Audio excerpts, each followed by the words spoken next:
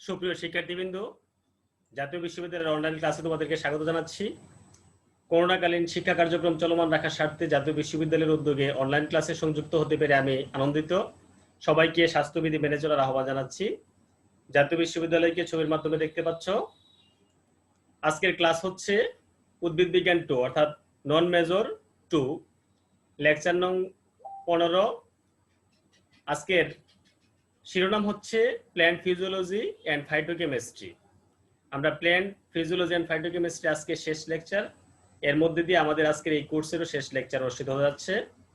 আমি মোহাম্মদ মহসিন আরাফাত, প্রভাষক, উদ্ভিদ বিজ্ঞান বিভাগ, চাঁদপুর সরকারি কলেজ, চাঁদপুর।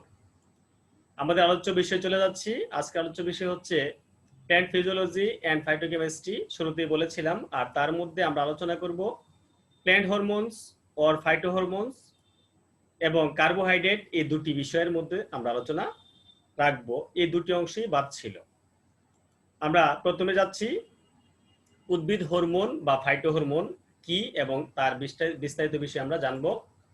উদ্ভিদ হরমোন আসলে কি? যে সকল জৈব বস্তু উদ্ভিদ দেহের কতিপয় কোষ হতে নিঃসৃত হয়ে বিশেষ উপায়ে উৎপত্তিস্থল হতে দূরবর্তী কোষগুলোর কার্যকারিতাকে নিয়ন্ত্রণ করে তাদেরকে উদ্ভিদ হরমোন বা ফাইটো হরমোন বলে। এর মধ্যে আছে কি auxin, gibberellin, cytokinin, abscisic acid, এগুলি হচ্ছে উদ্ভিদ হরমোন। উদ্ভিদের দেহেই তৈরি হবে, কিন্তু যেখানে তৈরি হবে সেখান থেকে দূরবর্তী স্থানে গিয়ে তার কিছু কার্যক্রম সে চালাবে। এখন আমরা দেখব তাদের উদ্ভিদ হরমোনের সাধারণ কিছু বৈশিষ্ট্য আছে, সেই বৈশিষ্ট্য সম্পর্কে আমরা একটু ধারণা নেই। বৈশিষ্ট্যের মধ্যে পাবে যে এরা হচ্ছে জৈব রাসায়নিক বস্তু। এরপরে আমরা পাবো হচ্ছে জীবদেহের নির্দিষ্ট কতিপয় কোষ হতে নিঃসৃত হয়ে বিশেষ উপায়ে এরা বাহিত হয়। উৎপত্তিস্থল হতে দূরবর্তী স্থানীয় কোষগুলোর কার্যকারিতাকে এরা নিয়ন্ত্রণ করবে। উদ্ভিদ হরমোন কোনো প্রকার বিপাকীয় কাজে অংশগ্রহণ করে না, এই বৈশিষ্ট্যগুলো আমরা পাবো।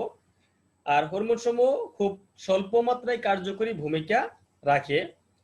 উদ্ভিদ হরমোন সমূহ একাধিক ক্রিয়াকে একত্রে প্রভাবিত করতে পারে। উদ্ভিদ হরমোনের সংশ্লেষণ এবং কার্যকরী আলাদা স্থান, অর্থাৎ এরা যেখানে তৈরি হবে অন্য জায়গায় যে কাজ করবে। এই ধরনের হরমোন আণবিক পর্যায়ে কাজ করতে সক্ষম। উদ্ভিদ হরমোন সমূহ বিভিন্ন প্রাণ অণু যেমন নিউক্লিক অ্যাসিড, প্রোটিন, এনজাইম প্রভৃতি সংশ্লেষণে বিশেষ ভূমিকা পালন করে। উদ্ভিদ হরমোন সমূহ একাধিক ক্রিয়াকে একত্রে প্রভাবিত করতে পারে। অর্থাৎ আমরা এই বৈশিষ্ট্যগুলা উদ্ভিদ হরমোনের মধ্যে পেয়ে থাকি। তাদের নানাবিধ বৈশিষ্ট্যের কথা বলা হচ্ছে, তোমরা একটু খেয়াল রাখবে। এখন আমরা কয়েকটা হরমোনের একটু কার্যকারিতা সম্পর্কে আলোচনা করতে চাই। যেমন উদ্ভিদ হরমোন, যেমন অক্সিন, এটা একটা হরমোন যে উদ্ভিদের কাণ্ড, মুকুলের আবরণী, মূলের শীর্ষ ও বর্ধনশীল অঞ্চল থেকে উৎপন্ন ইন্ডোল গ্রুপ বিশিষ্ট যেসব জৈব অ্যাসিড উদ্ভিদের বৃদ্ধিকে ত্বরান্বিত করে তাদেরকে অক্সিন বলে। বৃদ্ধিকে ত্বরান্বিত একটা কথা বলা হয়েছে, আমরা আরো কিছু কার্যক্রম দেখব।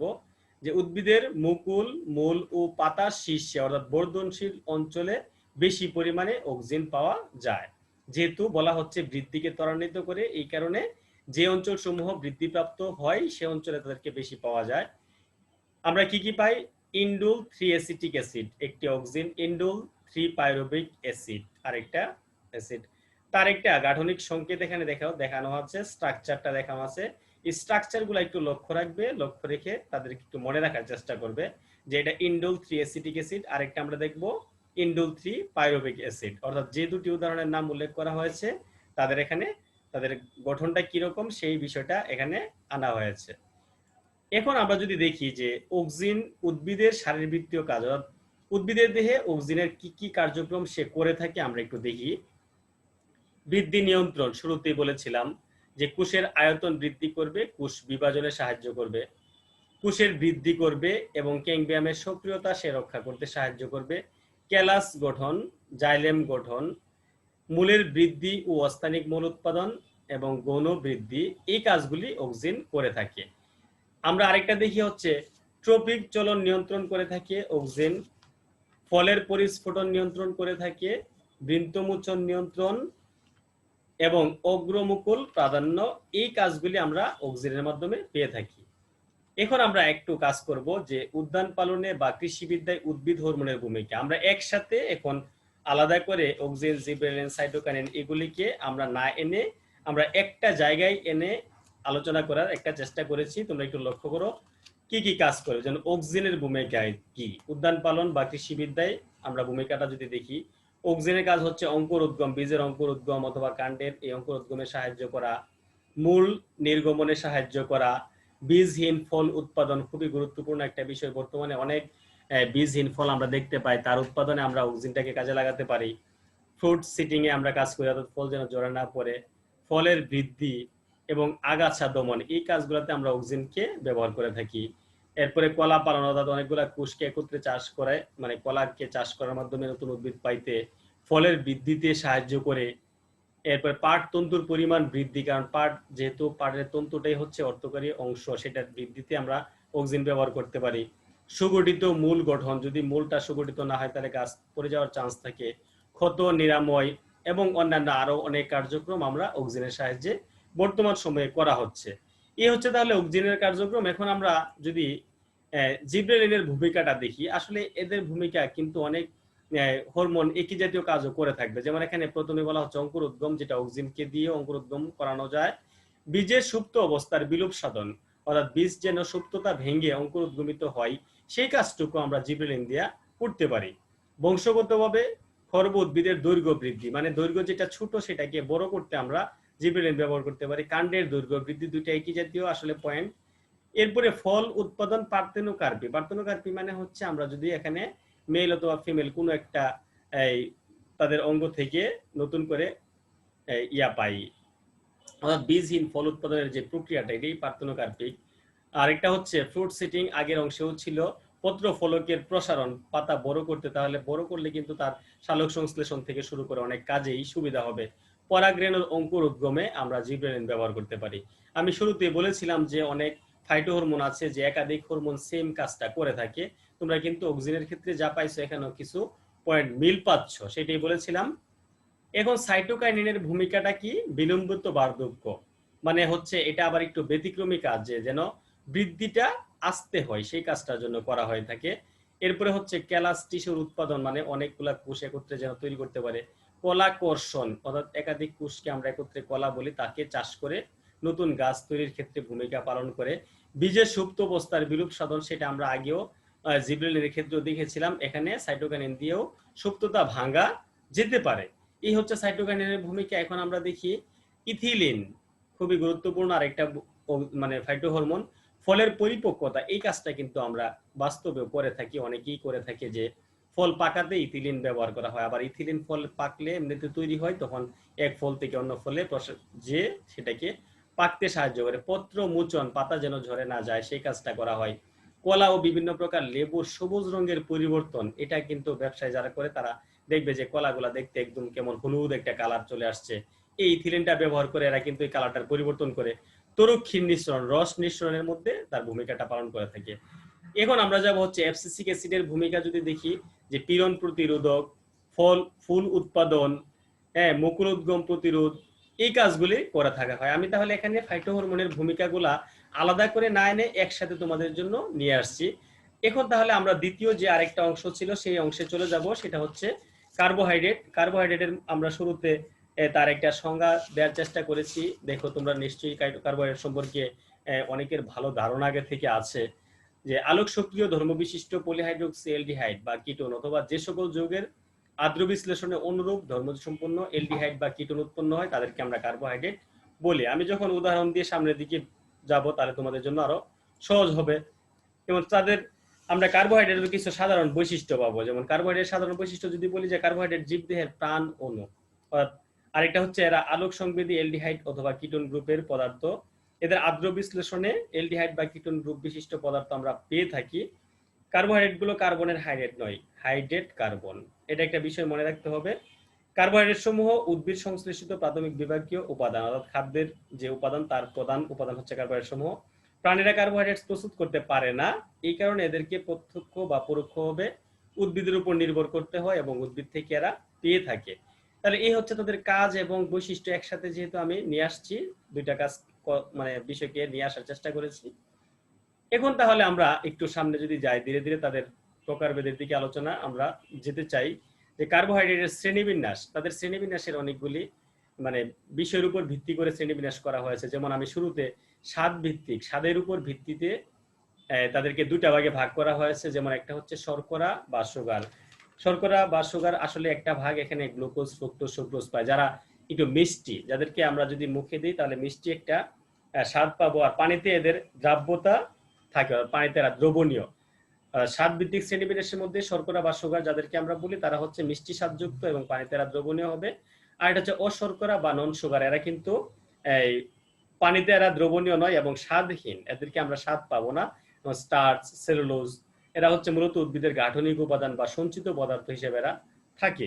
স্বাদের উপর ভিত্তি করে আমরা দুইটা শ্রেণীবিন্যাস পাই। আরেকটা পাবো হচ্ছে আদ্র বিশ্লেষণ বিক্রিয়ার ভিত্তিতে তার শ্রেণীবিন্যাস। এখানে আমরা তিনটা ভাগ পাবো। তবে একটা কথা বলে রাখি, আমি তিনটি ভাগ এখানে নিয়ে আসছি। তোমরা কোনো কোনো বইতে চারটা ভাগও পেতে পারো, তবে চারটা ভাগ আর তিনটা ভাগ আলোচনায় সবগুলোই চলে আসছে। আমার 3 প্রকারের মধ্যেও তোমাদের যদি আলাদা কোনো বইতে 4 প্রকার পেয়ে থাকো বা পড়তে চাও সেটাও পেয়ে যাবে, আমি বলে দিচ্ছি। যেমন মনোস্যাকারাইড, মনোস্যাকারাইডকে যদি আমরা একটু সংজ্ঞার মতো আনতে চাই তাহলে বলবো যে যে কার্বোহাইড্রেট সমূহকে আমরা আদ্র বিশ্লেষণ করে আর অন্য কোনো স্যাকারাইড বা সুগার পাবো না, তারা হচ্ছে মনোস্যাকারাইড। এর মধ্যে আমরা পাই হচ্ছে গ্লুকোজ, ফ্রুক্টোজ। গ্লুকোজকে ভেঙে আমরা অন্য কোনো স্যাকারাইড বা ফ্রুক্টোজকে ভেঙে অন্য কোনো স্যাকারাইড আমরা পাই না বা পাওয়া যায় না, এই জন্য এদেরকে আমরা মনোস্যাকারাইড বলে থাকি। এখন কার্বনিল গ্রুপের ভিত্তি করে, কার্বনিল গ্রুপ অনুযায়ী এদেরকে আমরা দুইটা ভাগে ভাগ করি। একটা হচ্ছে এলডিহাইড গ্রুপের মনোস্যাকারাইড বা এলডোজ যেমন গ্লুকোজ, আর এটা হচ্ছে কিটোজ বা কিটোন গ্রুপযুক্ত মনোস্যাকারাইড যেমন ফ্রুক্টোজ। আমি সামনে এই তোমার গ্লুকোজ, ফ্রুক্টোজের স্ট্রাকচারটা নিয়ে আসছি, সেখানে আমি ওই এলডোজ এবং কিটোজ যে গ্রুপ বলা হয়েছে কার্যকরী মূলকের গ্রুপ, তাদের গ্রুপটা আমি দেখিয়ে দেব। তাহলে আমরা এখানে তাদেরকে মনোস্যাকারাইডকে দুইটা ভাগে ভাগ করে নিলাম। আরো কিছু বিষয় আসবে, যেমন এখানে এই যে গ্লুকোজের একটা স্ট্রাকচার দেখানো হয়েছে, দেখো তার সংকেত তোমরা দেখে আসছো আগে যে C6H12O6 ছিল, 6টা কার্বন ছিল, তার এখানে ডি গ্লুকোজ বলা হয়েছে। ডি গ্লুকোজ, এল গ্লুকোজ দুটি ভাগ আছে, সেই বিস্তারিত মানে আলোচনার দিকে আমি না যাচ্ছি। তো একটু বলে যাই যে যদি তার 5 নাম্বার কার্বনের হাইড্রোক্সিল মূলকটা ডান পাশে থাকে আমরা তাকে বলি হচ্ছে ডি গ্লুকোজ, আর যদি এই 5 নাম্বার কার্বনের হাইড্রোক্সিল মূলক তার ডান পাশে না থেকে বা পাশে থাকতো আমরা তাকে বলতাম হচ্ছে এল গ্লুকোজ। আমি সেখানে ডি গ্লুকোজটাকে নিয়ে আসছি। আরেকটা বিষয় হচ্ছে মজার বিষয় যে উদ্ভিদের দেহের মধ্যে ডি গ্লুকোজটাই পাওয়া যায় খুব বেশি পরিমাণে। এখন যদি এই গ্লুকোজকে আমরা তার রিং স্ট্রাকচার অনুসারে দেখাই, দেখো তাহলে এরকম একটা স্ট্রাকচার কিন্তু আমরা পেতে পারি। সেই বিষয়টা তোমরা জানো, এখানেও কার্বন, হাইড্রোজেন, অক্সিজেনের সংখ্যা সবকিছুই ঠিক আছে। তবে তাকে আমরা আলফা ডি গ্লুকোজ কেন বললাম তার একটু বিষয় বলি। যেমন 1 নাম্বার কার্বনে আমরা হাইড্রোজেন মূলক এবং হাইড্রোক্সিল মূলক দুটি দেখতে পাচ্ছি। যদি এই 1 নাম্বার কার্বনের ওএইচ মূলকটা তার নিচের দিকে যুক্ত থাকে তাকে বলা হয় আলফা ডি গ্লুকোজ। এটা হচ্ছে একটা বিষয়। তাহলে আরেকটা নাম আমরা পাবো, সেটা হচ্ছে বিটা ডি গ্লুকোজ। তার স্ট্রাকচারের দিকে যদি লক্ষ্য করো দেখবে যে স্ট্রাকচার প্রায় একই রকম, শুধুমাত্র হাইড্রোক্সিল মূলক 1 নং কার্বনে তার অবস্থানগত একটা পার্থক্য। যে আলফা ডি গ্লুকোজের ক্ষেত্রে তার ওএস মূলকটা ছিল নিচের দিকে, আর বিটা ডি গ্লুকোজের ক্ষেত্রে তার ওএস মূলকটা হচ্ছে উপরের দিকে। এই দুইটা স্ট্রাকচার একটু মনে রাখতে চেষ্টা করবে, কারণ এই দুইটা স্ট্রাকচার আমাদের পলিস্যাকারাইড একটা ভাগ পাবো, সেখানে কিন্তু অনেক কাজে লাগবে। যে একাধিক যখন বড় কোনো কার্বোহাইড্রেট আমরা তৈরি করতে দেখি বা তাকে বিশ্লেষণ করে দেখি, তখন এই আলফা গ্লুকোজ কোনো কোনো পদার্থে পাই, কোনো কোনো পদার্থের মধ্যে বিটা গ্লুকোজটা পাই, অর্থাৎ বিটা ডি গ্লুকোজ যেটাকে বলা হচ্ছে। এই জন্য আমি এই দুইটার গঠন তোমাদেরকে মনে রাখার জন্য বারবারই বলছি। এখন আমরা যদি সামনে আরেকটু বাড়ি, আরেকটা ছিল হচ্ছে ফ্রুক্টোজ। আচ্ছা, এখন আমি একটু আবার আগে যাচ্ছি গ্লুকোজের মধ্যে। যে 1 নং কার্বনে দেখো CHO একটা মূলক দেখা যাচ্ছে, এটা হচ্ছে এলডিহাইড মূলক। আমরা মনোস্যাকারাইডকে যে দুটি ভাগ করেছিলাম, একটা হচ্ছে এলডোজ আর একটা ছিল কিটোজ। তাহলে গ্লুকোজ কিন্তু হচ্ছে এলডিহাইড গ্রুপের একটা পদার্থ, এখানে CHO একটা মূলক দেখা যাচ্ছে তার 1 নং কার্বনে, এই জন্য সে এলডিহাইড গ্রুপের পদার্থ। এখন আমরা এরপরে যদি দেখি ফ্রুক্টোজ, দেখো 2 নং কার্বনে CO একটা মূলক যুক্ত আছে, সে হচ্ছে কিটোন গ্রুপের একটা পদার্থ বা কিটোজ। তাহলে আমরা গ্লুকোজ এবং ফ্রুক্টোজ দুইটা পদার্থকে দুইটা ভিন্ন ভাগের মধ্যে রেখেছিলাম, আর দুইটা ভিন্ন গ্রুপ ছিল, কার্বনিল গ্রুপ যেটাকে বলি, সেই গ্রুপ দুটা ভিন্ন হওয়ার কারণে দুটা ভিন্ন ভাগে ছিল। এখন ফ্রুক্টোজেরও আমরা রিং স্ট্রাকচারটা দেখতে পাই, তার মধ্যে আমরা আলফা ডি ফ্রুক্টোজ এবং বিটা ডি ফ্রুক্টোজ পাবো। আলফা ডি এবং বিটা ডি হওয়ার কারণটা আমি যদি আগেই বলেছি তোমার এখানেও সেম তাদের অবস্থানগত ওয়েস মূলকের অবস্থানের কারণে এখানে দেখবে 2 নং কার্বনের ওয়েস মূলকটা ছিল নিচে বিটাডিতে আলফা ডি এর মধ্যে, আর বিটা ডি এর ক্ষেত্রে দেখবে 2 নং কার্বনের ওয়েস মূলকটা উপরের দিকে। এটা হচ্ছে তার একটা বিষয়। এখন তারও আরো কিছু বিস্তারিত আলোচনা আছে, আমরা বড় আলোচনার দিকে যাচ্ছি না, তোমাদের যতটুকু দরকার হবে তার মধ্যে আমি থাকার চেষ্টা করব। যে এখানে 2 নং কার্বনে কেন আর গ্লুকোজ 1 নং কার্বনে কেন ছিল তারও অনেক ব্যাখ্যা আছে। এত ব্যাখ্যা তোমাদের এখানে আপাতত জানার দরকার নেই, এই জন্য আমি আর বলি নাই, হয়তো কেউ কেউ মনে করতে পারো, সেই জন্য আমি একটু বলে গেলাম। তাহলে আমরা মনোস্যাকারাইডের পরে পাবো হচ্ছে অলিগোস্যাকারাইড। আচ্ছা, অলিগোস্যাকারাইডের একটা সংজ্ঞা যদি বলি, আমি সংজ্ঞা এখানে আনি নাই।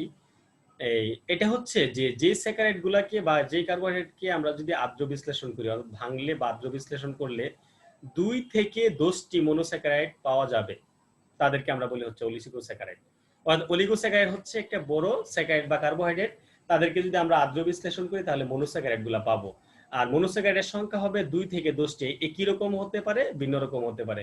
যেমন এখানে উদাহরণ হিসেবে আমরা পাই কি, যদি কোনো অলিগোস্যাকারাইডকে ভাঙলে 2টি মনোস্যাকারাইড পাওয়া যায় তাকে বলা হয় ডাইস্যাকারাইড। এখন শুরুতে বলেছিলাম যে এখানে তাদের গঠন অনুসারে ভাগ কোনো কোনো বইতে তোমরা 4টি পেতে পারো।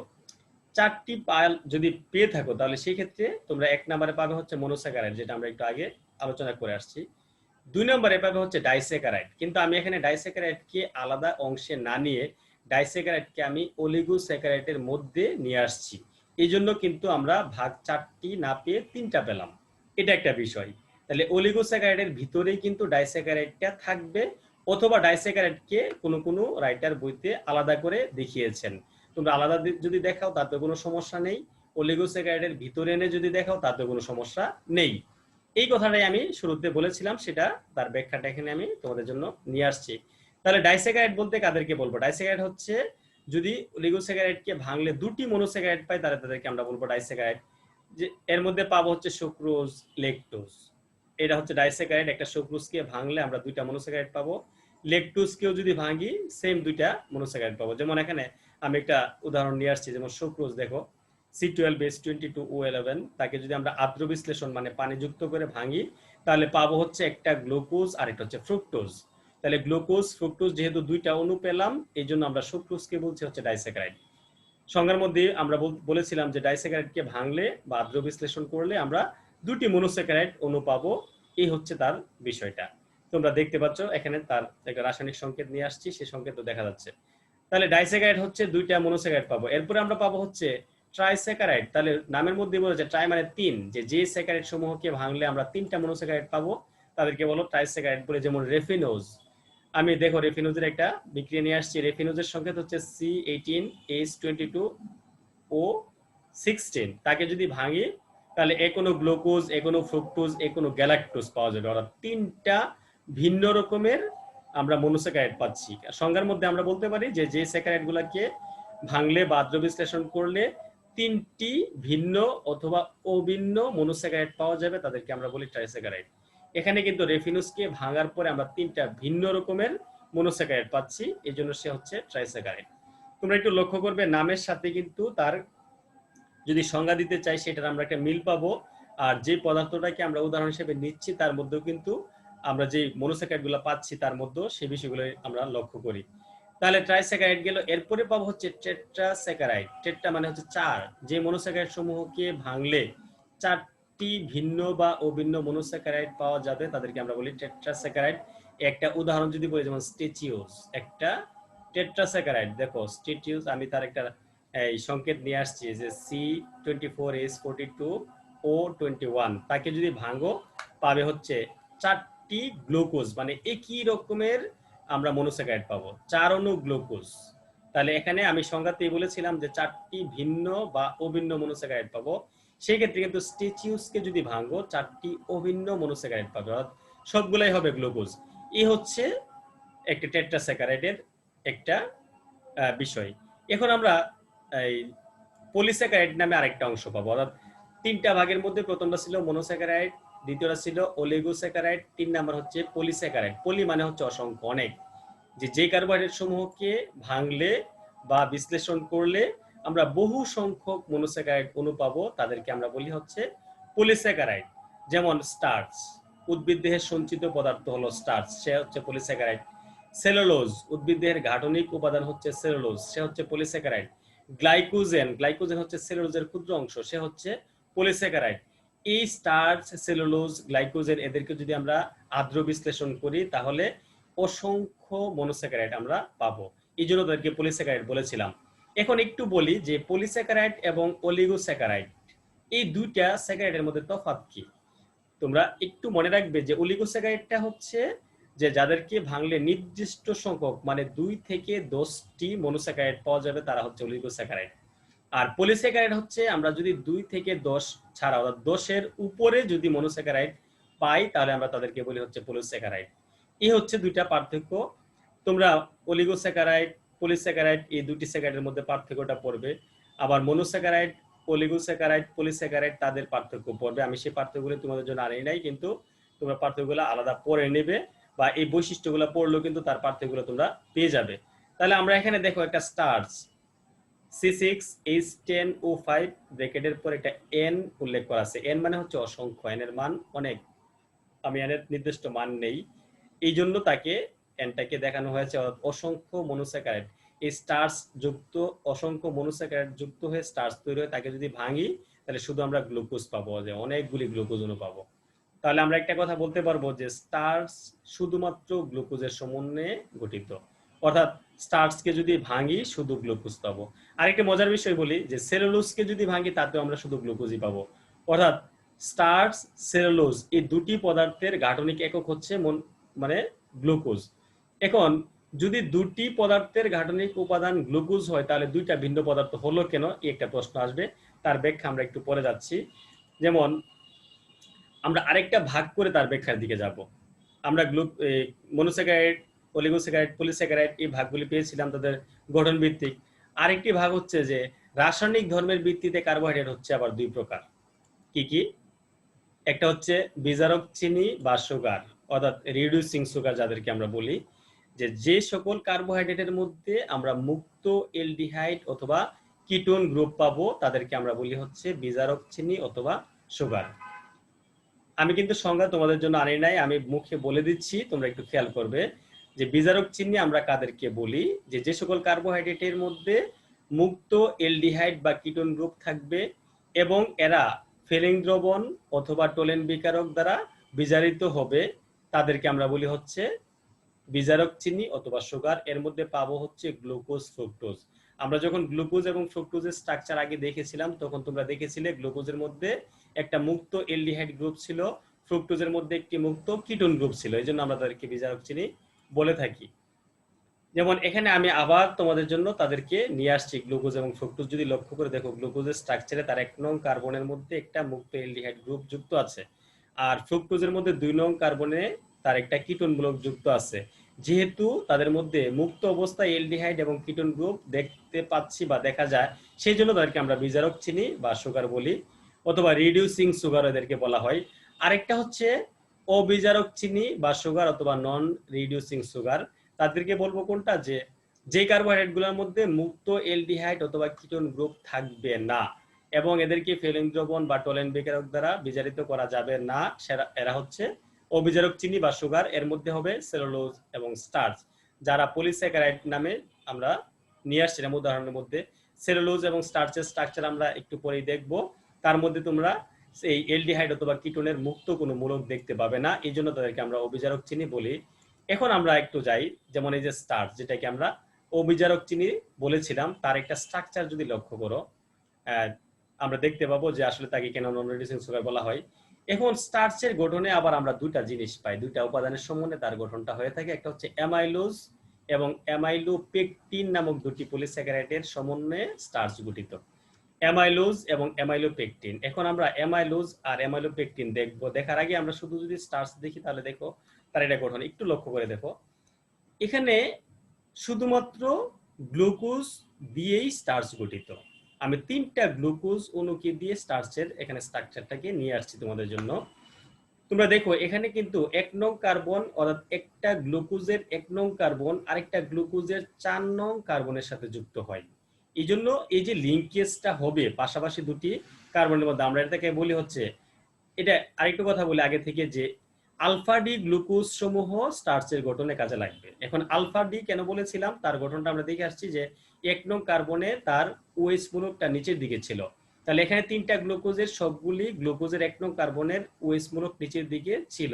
যেহেতু আমি স্ট্রাকচারটা নিয়ে আসছি, এখানে কিন্তু দেখানো যাচ্ছে না, শুধু একটা কার্বনে, মানে শুধু দেখো এইদিকে 3 নং সুগারটার বা গ্লুকোজের 1 নং কার্বনের ওএইচ মূলকটা নিচে দেখানো সম্ভব হয়েছে, বাকিগুলো যুক্ত অবস্থায় নিয়ে আসছি। তাহলে এখন আমরা যে স্ট্রাকচারটা দেখতে পাচ্ছি এখানে সবগুলা গ্লুকোজ হচ্ছে আলফা ডি গ্লুকোজ। এখন একটা গ্লুকোজের 1 নং কার্বন, এই যে 1 নং কার্বন পাশের আরেকটা গ্লুকোজের 4 নং কার্বনের সাথে যুক্ত হবে, আর 1 এবং 4 যুক্ত হওয়ার কারণে তার মাঝখানে লিঙ্কেজটাকে বলি হচ্ছে আলফা 1,4 গ্লাইকোসাইডিক লিঙ্কেজ। অর্থাৎ ওএইচ মূলক এবং ওএইচ মূলক পাশাপাশি আসলে কোনো পানি অপসারিত হয়ে তারা যুক্ত হবে, শুধু অক্সিজেনের মাধ্যমে লিঙ্ক তৈরি করবে। তাহলে এটা হচ্ছে একটা বিষয়। তোমরা সবচেয়ে বড় যে বিষয়টা এখানে মনে রাখবে সেটা হচ্ছে যে স্টার্চের গঠনে যুক্ত হবে শুধুমাত্র আলফা ডি গ্লুকোজ সমূহ। আলফা ডি গ্লুকোজ সমূহ একটি আলফা ডি গ্লুকোজ আরেকটি আলফা ডি গ্লুকোজের সাথে যুক্ত হবে 1 নং এবং 4 নং কার্বনের সাথে। 1 নং এবং 4 নং কার্বন যে পাশাপাশি যুক্ত হবে তার এই বন্ধনটাকে বলি হচ্ছে আলফা 1,4 গ্লাইকোসাইডিক লিঙ্কেজ। 1 1 নং কার্বন আর 4 হচ্ছে 4 নং কার্বন পাশের আরেকটা। এই কারণে আমরা আলফা 1,4 গ্লাইকোসাইডিক লিঙ্কেজ বলি। এখন এখানে অসংখ্য মনোস্যাকারাইড অর্থাৎ শর্করা গ্লুকোজ যুক্ত হয়ে তার একটা গঠন দেখা যাচ্ছে, যে 1 নং এর সাথে 4 নং, এখানে 1 নং এর সাথে 4 নং, যদি আরো পাশে যুক্ত করে 1 নং এর সাথে 4 নং আসবে। এই হচ্ছে তার একটা মূল গঠন। কিন্তু আরেকটা গঠন আমরা এখানে দেখে বলছিলাম যে অ্যামাইলোজ আর হচ্ছে অ্যামাইলোপেকটিন। আমি অ্যামাইলোজের একটা উদাহরণ তোমাদের সামনে যদি আনি তাহলে ক্লিয়ার বুঝতে পারবে যে অ্যামাইলোজের গঠনের মধ্যে শুধুমাত্র আমরা দেখব যে গ্লুকোজ সমূহ 1 নং এবং 4 নং কার্বনের সাথে যুক্ত হওয়া, যে দুটি গ্লুকোজ পাশাপাশি একটার 1 নং কার্বন আর একটার 4 নং কার্বনের সাথে যুক্ত হচ্ছে। এই জন্য তাকে আমরা যে সকল ক্ষেত্রে আমরা শুধুমাত্র 1 নং এবং 4 নং কার্বনের যুক্ত হওয়া দেখবো তাদেরকে আমরা বলি অ্যামাইলোজ। সেও কিন্তু স্টার্চের একটা অংশ, স্টার্চের গঠন। আর অ্যামাইলোপেকটিনের ক্ষেত্রে আমরা দেখব যে 1 এবং 4 এই দুটি কার্বনের সাথে যুক্ত হওয়ার পাশাপাশি আবার একটা চেইন তৈরি হবে, সেই ক্ষেত্রে একটার 1 নং কার্বনের সাথে আরেকটার 6 নং কার্বন যুক্ত হয়। এই যে দেখো পাশে আমি তোমাদের জন্য সংকেত নিয়ে আসছি, সংকেতে তোমরা লক্ষ্য করো যে এই অংশে ছিল, এটা উপরের অংশটা হচ্ছে অ্যামাইলোজ, সেখানে 1 নং এর সাথে 4 নং এর যুক্ত হওয়া দেখা যাচ্ছে, আর এখানে 1 নং এর সাথে তার 6 নং কার্বনের যুক্ত হওয়া দেখা যাচ্ছে। তার মানে আমরা বলতে পারি যে অ্যামাইলোজের ক্ষেত্রে শুধু এক ধরনের লিঙ্কেজ আমরা দেখি, 1 এবং 4 অর্থাৎ আলফা 1,4 গ্লাইকোসাইডিক লিঙ্কেজ। আর অ্যামাইলোপেকটিনের ক্ষেত্রে আমরা দুইটা ভিন্ন গঠন দেখব। তার একটা অংশে দেখব আলফা 1,4 গ্লাইকোসাইডিক লিঙ্কেজ, তার সাথে শাখা শিকল যুক্ত হবে আলফা 1,6 গ্লাইকোসাইডিক লিঙ্কেজের মাধ্যমে। এই হচ্ছে তাদের মূল পার্থক্যটুকু। তাহলে এখন আমি তোমাদেরকে এখানে একটু ভিন্ন জিনিস বলি যে অ্যামাইলোজ আর অ্যামাইলোপেকটিনের পার্থক্য কিন্তু তোমাদের পড়তে হবে। আমি কোনো পার্থক্য তোমাদের জন্য এখানে আমার লেকচারে সরাসরি নিয়ে আসি নাই, কিন্তু আমি বলে দিচ্ছি। আর যে কথাগুলো এর মধ্যে বলা হচ্ছে তার মধ্যে দিয়েও কিন্তু তোমরা কি কি পার্থক্য পাবে তার কিছু একটা ধারণা হয়তো পেয়ে যাচ্ছ। আর বই তো নিশ্চয়ই ফলো করবে, কি কি বই ফলো করতে হবে আমি তার লেকচারের শেষে বলে দেব। এখন আমরা সেলুলোজের গঠনটা যদি দেখি, স্টার্চের গঠন শেষ হলো, এখন সেলুলোজ। সেলুলোজ এবং স্টার্চ একটা মূল পার্থক্য আছে, আমি পার্থক্যটা বলার চেষ্টা করব। যে সেলুলোজ উদ্ভিদের প্রধান গাঠনিক উপাদান, এটাকে মনে রাখবে। এখন দেখো সেলুলোজের গঠন, হঠাৎ কেউ দেখলে মনে করবে যে সেলুলোজ এবং স্টার্চ তো আসলে একই রকম। হ্যাঁ একই রকম, কিন্তু কার্বন অর্থাৎ এখানে আমরা সেলুলোজের গঠনও দেখব শুধুমাত্র শর্করা হিসাবে আসছে কি গ্লুকোজ সমূহ, যে শুধু গ্লুকোজের সমন্বয়ে তার দেহ তৈরি হওয়া। কিন্তু এখানে কিন্তু আলফা ডি গ্লুকোজ টুকু আসেনি, এখানে আসছে বিটা ডি গ্লুকোজ। তার মানে সেলুলোজের গঠনে শুধু বিটা ডি গ্লুকোজ যুক্ত হবে। বিটা ডি গ্লুকোজ তার একটা স্ট্রাকচার যদি পাশাপাশি যুক্ত হয়, দেখো দেখো যেমন এখানে আমি 3টা গ্লুকোজকে যুক্ত হওয়া দেখাইছি। এখন দেখো এখানে 3 নাম্বার কার্বনের 3 নাম্বার গ্লুকোজের 1 নং কার্বনের দিকে লক্ষ্য করো, এটা হচ্ছে 3 নাম্বার গ্লুকোজ, তার 1 নং কার্বনটা হচ্ছে এটা, তার ওএস মূলকটা কিন্তু উপরের দিকে। কারণ আমরা জানি ওএস মূলক উপরের দিকে থাকলে তাকে আমরা বলি হচ্ছে বিটা ডি গ্লুকোজ, আর নিচের দিকে থাকলে বলি আলফা ডি গ্লুকোজ। স্টার্চের ক্ষেত্রে ছিল আলফা ডি গ্লুকোজ, সেলুলোজের মধ্যে পাবো হচ্ছে বিটা ডি গ্লুকোজ। তাহলে এই সবগুলো মানে গ্লুকোজের ক্ষেত্রেই 1 নং কার্বনের ওএস মূলকটা উপরের দিকে ছিল, কিন্তু শুধুমাত্র একটা গ্লুকোজের ক্ষেত্রে আমি দেখে দিতে পারছি, আর বাকিগুলো যুক্ত হয়ে গেছে। এখন এই যে 1 নং কার্বন, আমি যদি বাঁ পাশের গ্লুকোজের কথা বলি, তার 1 নং কার্বন এবং ডান পাশের 4 নং কার্বন পাশাপাশি যুক্ত হয়েছে, কিন্তু যুক্ত হয়েছে কিভাবে? বিটা ডি লিঙ্কেজের মাধ্যমে। অর্থাৎ 1 নং কার্বনের বিটা অংশের ওএস মূলক আর 4 নং কার্বনের ওএস মূলকটুকু যুক্ত হয়েছে। যেহেতু আমি এখানে বিটা গ্লুকোজকে কাজে লাগিয়েছি, তাহলে তাকে আমরা বলবো হচ্ছে বিটা 1,4 গ্লাইকোসাইডিক লিঙ্কেজ। স্টার্চের ক্ষেত্রে ছিল আলফা 1,4 গ্লাইকোসাইডিক লিঙ্কেজ, আর সেলুলোজের ক্ষেত্রে পাবো হচ্ছে বিটা 1,4 গ্লাইকোসাইডিক লিঙ্কেজ। তাহলে স্টার্চ এবং সেলুলোজের মূল পার্থক্য কিন্তু এটাই, যে স্টার্চে কাজে লাগবে আলফা গ্লুকোজ সমূহ আর সেলুলোজে যুক্ত হবে বিটা গ্লুকোজ সমূহ। এটা যদি মনে রাখতে পারো তাহলে এখানে যুক্ত হওয়াটা তোমাদের জন্য কোনো সমস্যা হবে না। স্টার্চের ক্ষেত্রে যেভাবে যুক্ত হওয়া ছিল সেলুলোজের ক্ষেত্রেও সেম যুক্ত হওয়াটাই হবে, শুধুমাত্র বিটা অংশটা যুক্ত হওয়া দেখাবো আমরা। এই হচ্ছে মূল পার্থক্যটুকু। আর সেলুলোজের মধ্যে আমরা স্টার্চের মধ্যে কোনো আলাদা ভাগ পাই না, যেমন সেলুলোজে আমরা অ্যামাইলোজ অ্যামাইলোপেকটিন দুটি ভাগ পেয়েছিলাম, সেলুলোজের ক্ষেত্রে এরকম কোনো ভাগ দেখা যায় না। এখন তাহলে স্টার্চ এবং সেলুলোজের পার্থক্য যখন পড়তে যাবে তখন তোমরা এই পয়েন্টগুলোকে নিয়ে আসবে। তাহলে আমরা আমাদের সিলেবাসে যে অংশটুকু তোমাদের আলোচনার জন্য বলা হয়েছে প্রায় তার সবটুকু অংশ নিয়ে আসছি। এখন আমরা কার্বোহাইড্রেটের গুরুত্ব বা অর্থনৈতিক ভূমিকাটা কি আমরা একটু দেখতে চাই। সংক্ষেপে যদি বলি, যেমন খাদ্যে এবং বস্ত্র শিল্পে অনেক কার্বোহাইড্রেটকে খাদ্য হিসেবে ব্যবহার করা হচ্ছে। বস্ত্র শিল্পে যেমন সেলুলোজ যেটা বলছি, উদ্ভিদ থেকে আমরা অনেক অংশ কাপড় তৈরির ক্ষেত্রে উপাদান হিসেবে নিয়ে আসি, আর ওই উপাদানগুলো কিন্তু কার্বোহাইড্রেটের দ্বারাই তৈরি হওয়া। শিক্ষা ক্ষেত্রে ব্যবহার করা হয় বাসস্থান, শিক্ষা ক্ষেত্রে খাতা আমরা যে কাগজ কলম ব্যবহার করি এর মধ্যে বেশি করে কাগজগুলো উদ্ভিদ থেকে আসার, উদ্ভিদের গাঠনিক উপাদান যেহেতু এখানে সেলুলোজ, আলটিমেটলি আমরা পরোক্ষভাবে কার্বোহাইড্রেটের উপর নির্ভর করে থাকি। বাসস্থানের ক্ষেত্রে যে উপাদানগুলো ব্যবহার করে থাকি সেগুলো গাঠনিক উপাদান যদি চিন্তা করি আমরা দেখবো যে কার্বোহাইড্রেট হচ্ছে তাদের গাঠনিক উপাদান। চিকিৎসা ক্ষেত্রে, মিষ্টি শিল্পে, ফার্মেন্টেশন শিল্পে, জৈব অ্যাসিড শিল্পে, আমি নামগুলা বলে দিচ্ছি, তার ব্যাখ্যাগুলো তোমরা নিশ্চয়ই বুঝতেছো যে আসলে এই সবগুলা সেক্টরে কিন্তু কার্বোহাইড্রেটের ভূমিকা আছে। তাহলে আমরা আলোচনার প্রায় শেষের দিকে চলে আসছি। এখন তোমাদেরকে আমি যদি দু একটা বইয়ের সাজেশন দিই তাহলে বলবো যে তোমরা এই, আমি আজকের আলোচনার জন্য আমি মূলত বাংলাদেশ বুক ব্যাংক, গ্রন্থকুটির, কবির পাবলিকেশনস এই বইগুলাকে অনুসরণ করেছি। তোমরাও বাংলাদেশ বুক ব্যাংক, যে প্রফেসর ডক্টর মোহাম্মদ আব্দুল শহীদ এবং প্রফেসর ডক্টর মোস্তফা কামাল পাশাসাল ওনাদের লেখা বই, গ্রন্থকুটিরের বইটা অথবা কবির পাবলিকেশনের বই তোমরা মানে অনুসরণ করতে পারো। আমি বলবো যে তোমরা একাধিক বই ফলো করবে, একটা বই থেকে তোমরা সমস্ত অংশটুকু নাও পেতে পারো। তাহলে আমরা আজকে আলোচনার শেষের দিকে চলে আসছি। তোমাদেরকে সবাইকে ধন্যবাদ জানিয়ে আমি আজকে আলোচনা এখানে শেষ করতে চাই। আল্লাহ হাফেজ।